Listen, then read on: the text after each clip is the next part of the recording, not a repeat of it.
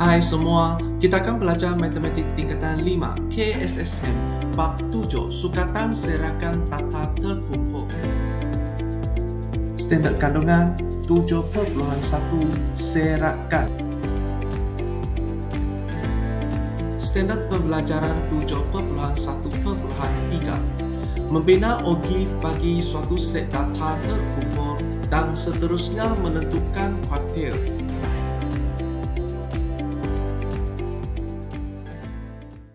Okey, mari kita mula dari satu aktiviti untuk meneroka konsep statistik di bawah OGIF.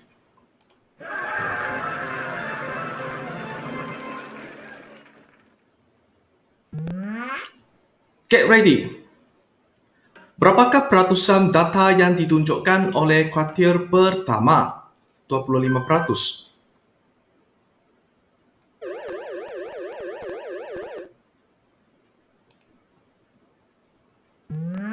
Soalan kedua. Bagaimana anda mencari jumlah antara kuartil untuk satu set data? Carikan perbezaan antara kuartil ketiga dan kuartil pertama.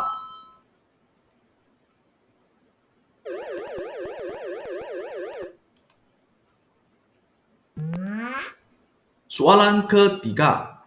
Berapakah peratusan data yang ditunjukkan oleh kuartil ketiga? Kalau kuartil pertama 25%, kuartil ketiga adalah 75%.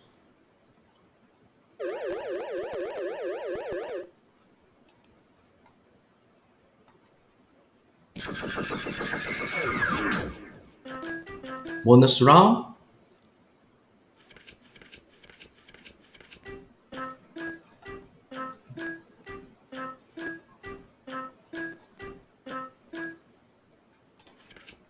Yes.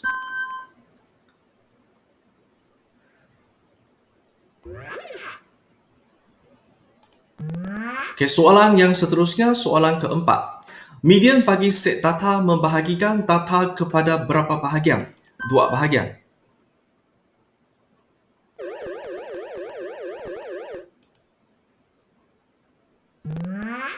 Soalan kelima. Berapakah peratus data di bawah median? Median 50%, di bawah median 25%.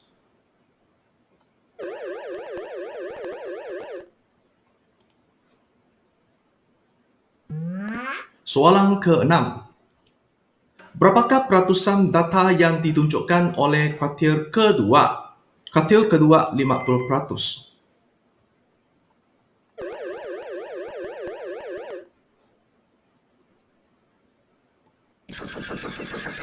Okey, bonus round.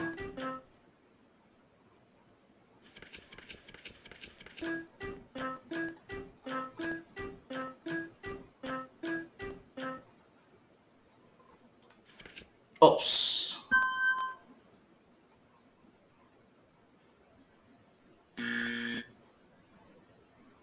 Okey, teruskan. Soalan ke-7. Median juga dikenali sebagai Q2.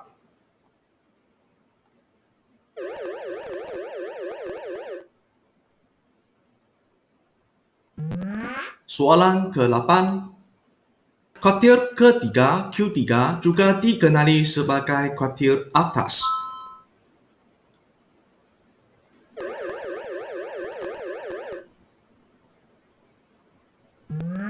Soalan ke-9. Kuartil pertama Q1 juga dikenali sebagai kuartil bawah.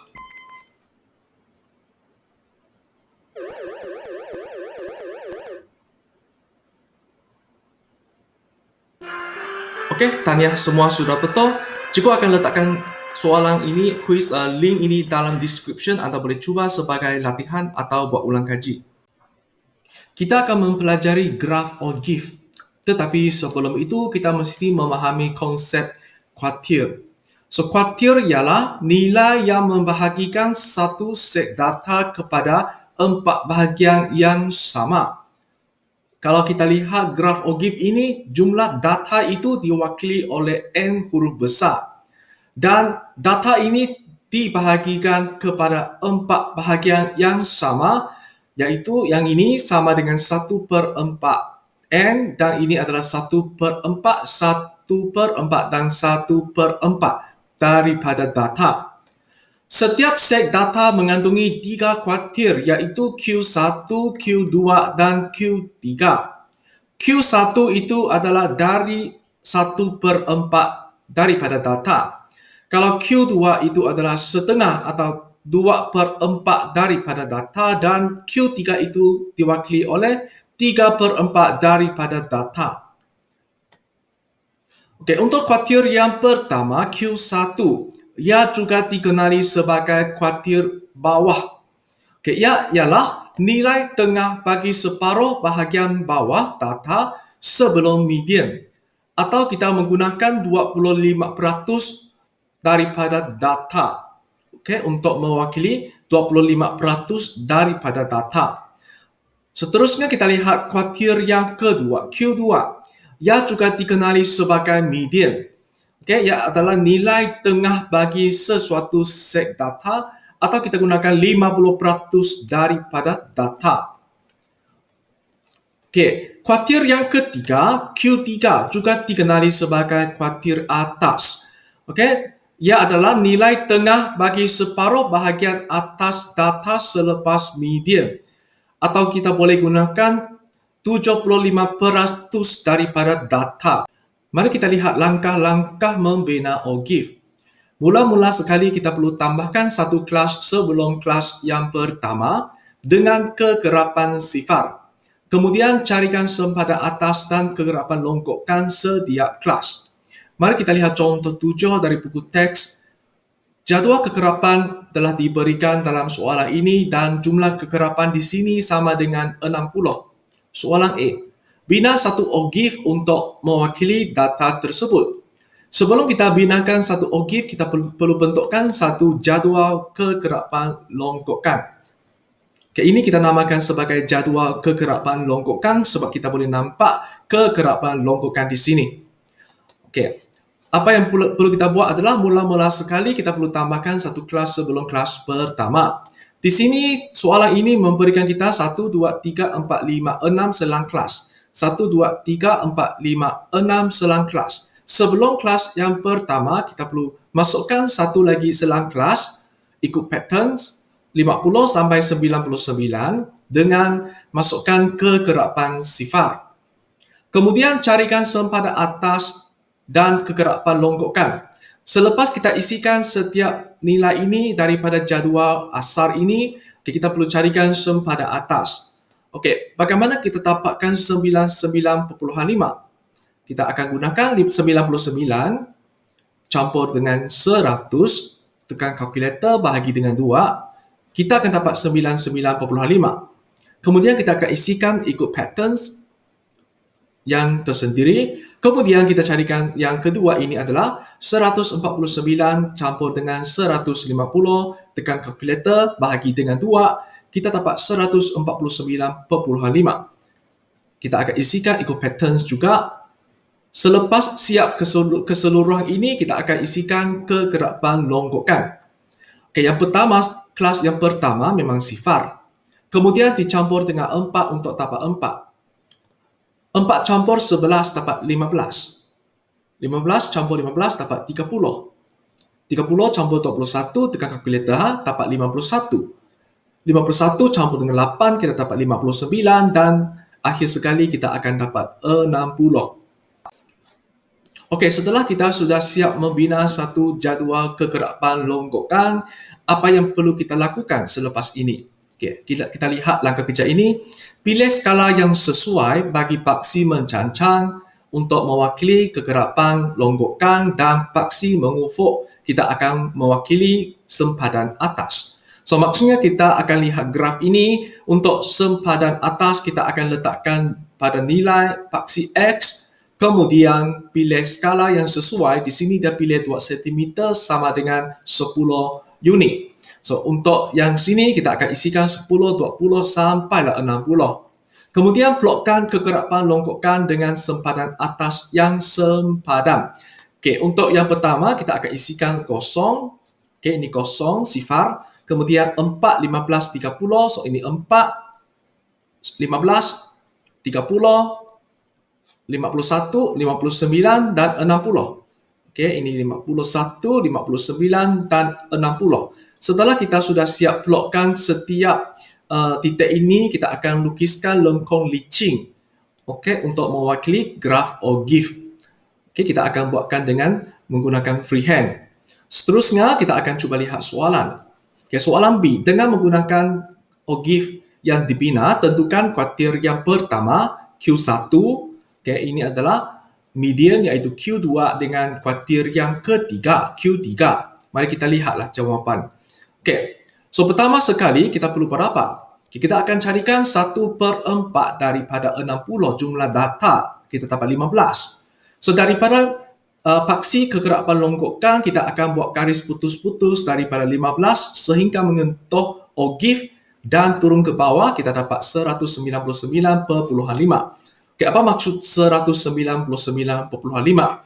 Maksudnya, 15 jenis makanan mengantongi kandungan garam kurang daripada atau sama dengan 199.5 miligram. Okay, garam. Okay, teruskan. Kita diminta carikan median kan? Okay, untuk median, apa yang perlu kita lakukan? Kita perlu carikan setengah daripada 60 dapat 30. Sama juga kita akan gariskan putus-putus, cari garisan putus-putus dari 30 sehingga menyentuh OGIF. Turun ke bawah, kita akan dapat jawapannya 249.5. Di sini bermaksud 30 jenis makanan yang mengandungi kandungan garam kurang daripada atau sama dengan 249 miligram garam. Okey, terakhir sekali kita diminta carikan kuartir yang ketiga. Sama juga 3/4 darab dengan jumlah data dapat 45.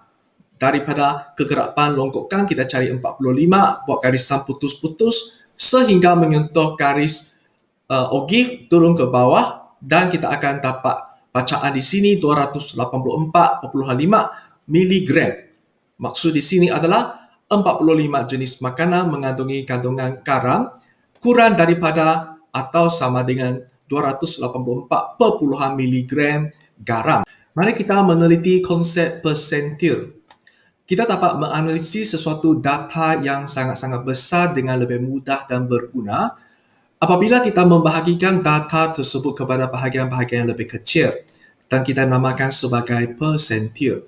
So, persentil adalah nilai yang membahagikan sesuatu set data kepada 100 bahagian yang sama dan kita akan mewakilinya dengan P1, P2, P3 sehingga P99.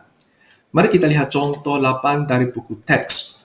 Okey, OGIF di sebelah menunjukkan skor ujian kecerdasan yang dilakukan oleh calon yang ingin memohon jawatan di sesebuah syarikat.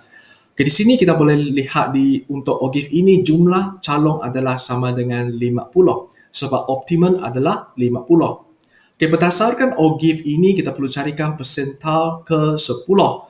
So 10 ini maksudnya 10% daripada jumlah kegerapan. Kita akan gunakan 10 bahagi dengan 100 bahagi dengan 50 calon dapat 5. Maka daripada OGIF ini kita akan buat garis putus-putus dari 5. Okey, sehingga menyentuh garis OGIF turun ke bawah, kita dapat 46.5. Okey, untuk carikan persentil ke-46, kita akan carikan 46%. Okey, maksudnya kita perlu carikan 46/100 dengan 50 dapat 23. Maka daripada kegerapan longgokan, kita carikan 23, garis putus-putus dibuat sehingga menyentuh OGIF dan turun ke bawah, kita akan dapat jawapannya 63.5 skor. Okay, soalan B.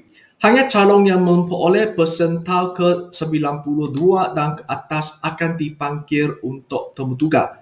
Apakah skor minimum yang perlu diperoleh oleh seseorang calon untuk layak menerima panggilan temu tugas? Mari kita lihat 92% maksudnya adalah 46. Okey, kita carikan dari sini 46.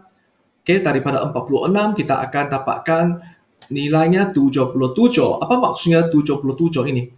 Okey, ini maksudnya skor minimum adalah 77 dalam ujian kecerdasan supaya mereka calon itu akan dipanggil untuk temu tugas. Okey, kita cuba lihat soalan C. Berapakah peratusan calon yang mendapat skor 57 dan ke bawah? Okey, kita akan carikan daripada 57 ke bawah. Sekarang kita akan carikan daripada skor sebab kita akan diberitahu skor. So, 57 dari sini kita dapat di sini, dapatkan 57, buat garis putus-putus sehingga menyentuh ogif dan pergi ke sebelah sini, kita akan dapat jawapannya adalah sama dengan 15. So, maksudnya 15 itu adalah sama dengan berapakah peratus? Kita akan bahagi dengan jumlah calon iaitu 50 darab dengan 100 dapat 30%. Oleh itu, 30% daripada calon mendapat skor 57 dan ke bawah. Itu yang dimaksudkan daripada nilai ini. Okey, cikgu rasa sampai sini untuk bahagian ini dan kita akan jumpa lagi dalam video yang lain. Sekian, terima kasih.